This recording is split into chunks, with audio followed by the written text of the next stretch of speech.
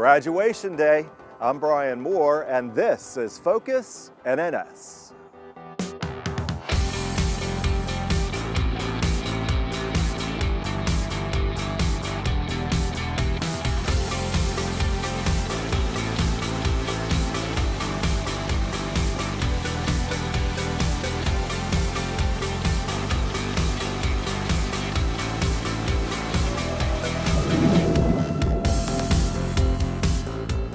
We're here at the Apprentice School in downtown Newport News, where 148 shipbuilders are the newest Apprentice School graduates. We'll take you to the ceremony.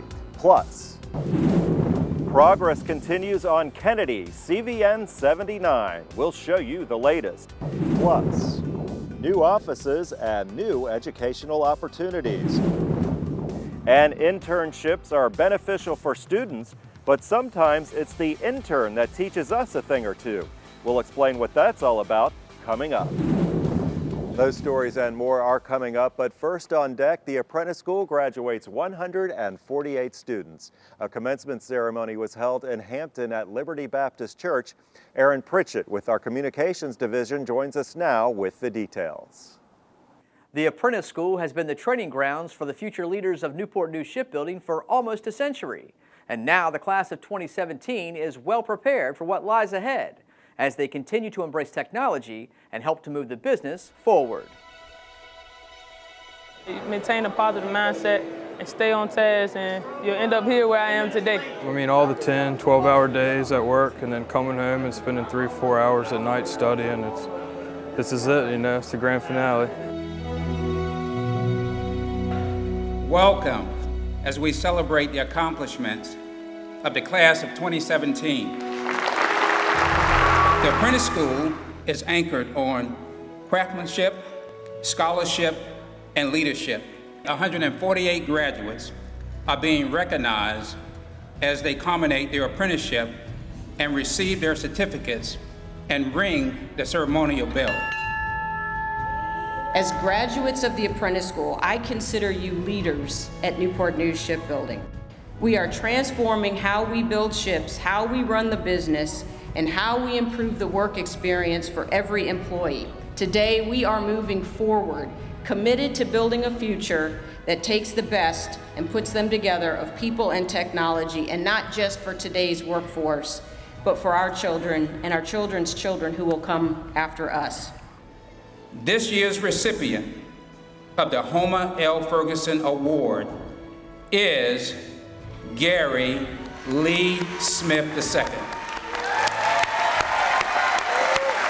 We, the Apprentice School class of 2017, will need to be deliberate in our thoughts and actions to see people beyond their race, ethnicity, gender, and religious beliefs.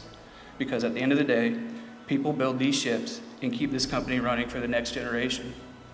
In doing this, we will keep building the legacy of Newport News Shipbuilding and the Apprentice School well into the future, our future. Thank you.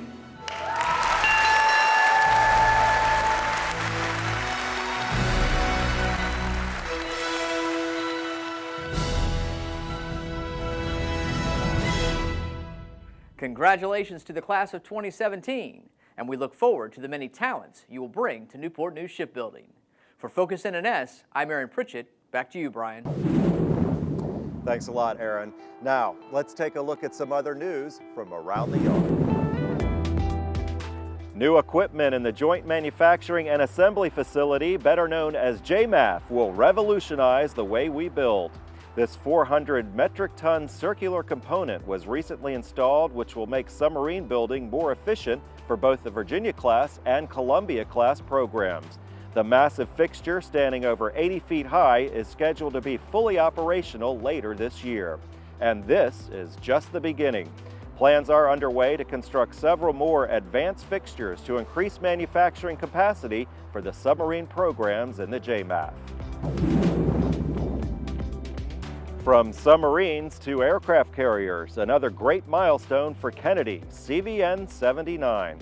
70% of the structures necessary to complete the nuclear-powered aircraft carrier are complete. The modular construction technique, where smaller sections of the ship are welded together to form larger structures, are called Superlifts. On February 2nd, an 806 metric ton Superlift consisting of 17 individual units, was completed. It was more than 170 feet long and about 92 feet wide. The structure comprises berthing areas, electrical equipment rooms, and workshops. When you start to see the crane pick up these things and put them in place, I mean, it's amazing how it's done too. I mean, you got good leaders, you got good workers. The best thing about the job itself is though being safe, and safety is the biggest part of it. So far, shipbuilders have successfully completed nearly 320 lifts since the ship's keel was laid in 2015. More than 600 shipbuilders will be getting new offices as part of the new Brooks Crossing complex in downtown Newport News. The 95,000 square foot facility will be located at 550 30th Street and is scheduled to open next year. The city broke ground on the project on February 13th. Part of the offices will be used for engineering and designers, and the first floor of the building will house a science, technology, engineering, and math, or STEM, education center, allowing for outreach throughout the city. We're going to be looking at new technologies, at how our planning processes and manufacturing processes change, and we're going to be preparing a workforce for working in a digital environment, and it is very, very exciting. And not to worry, the new building is far enough away from the shipyard that it's not going to take away any parking. In the meantime, however, there are some traffic headaches around the shipyard as construction reroutes traffic. The 119-year-old Huntington Bridge is being replaced for your safety. The Virginia Department of Transportation says the bridge is functionally obsolete. That means Huntington Avenue will be closed from 39th to 42nd Street.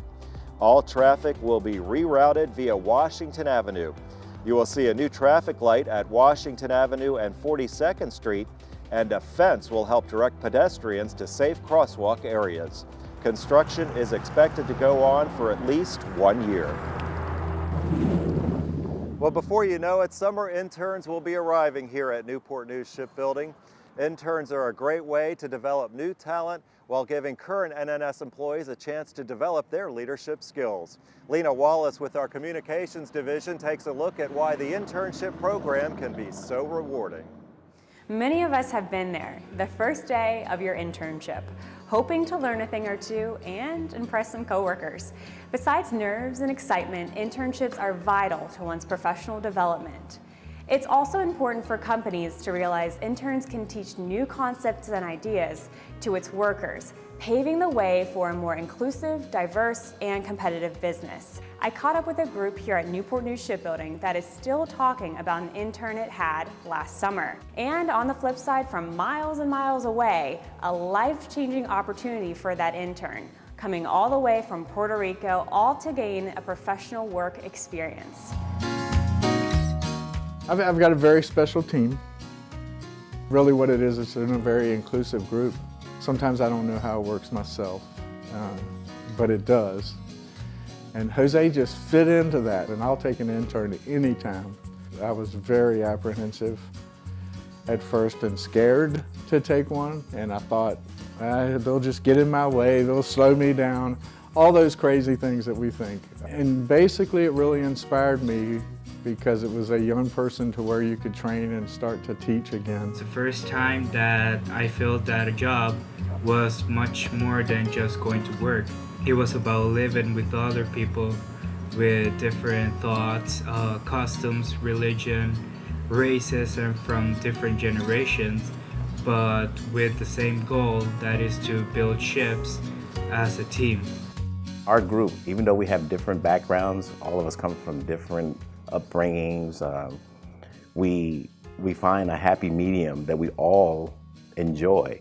And from that point, we build on it. And that's how our group is kind of like a big family. They knew they had differences. They didn't ignore them or make them invisible.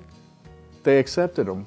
And that's where inclusion is, in my opinion, is in acceptance. My supervisor once said something I never forgot. He said, in order to be successful, you have to help other people to become successful. And that is so true. We had one particular project that I had I was thinking of, and I sat down with him. I said, Jose, what do you think about it, to get his perspective on it, because he was the new one to the group. So I was like, well, what do you think if we did a process map to illustrate this particular portion of the job? And he's like, yeah, that'd be a good idea. I said, well, I'll tell you what, this is going to be your project. I felt happy that I was never apart from the group because of where I came from. Every day I thank God for crossing paths with these wonderful ladies and gentlemen that I met at the Newport News Shipbuilding. I feel that this is my future, working with them. He did a lot for me. We act like we did something for him. He inspired all of us, I think. So speak up. You may help achieve someone's dream and learn something new in the process as well. I'm Lena Wallace for Focus NNS. Back to you, Brian. All right, thanks a lot, Lena. Well, that's going to do it for this edition of Focus NNS. Remember, don't miss out on timely and important information. Download our free app, NNS To Go. It's available in the Google and Apple stores on your smartphones and tablets. Don't forget to check out the latest news in our weekly publication, Currents. And look for Focus NNS on Cox Cable Channel 1886. Or Cox Contour customers can speak Newport News Shipbuilding into your remote controls to take you to the latest programming. Thanks so much for watching. I'm Brian Moore.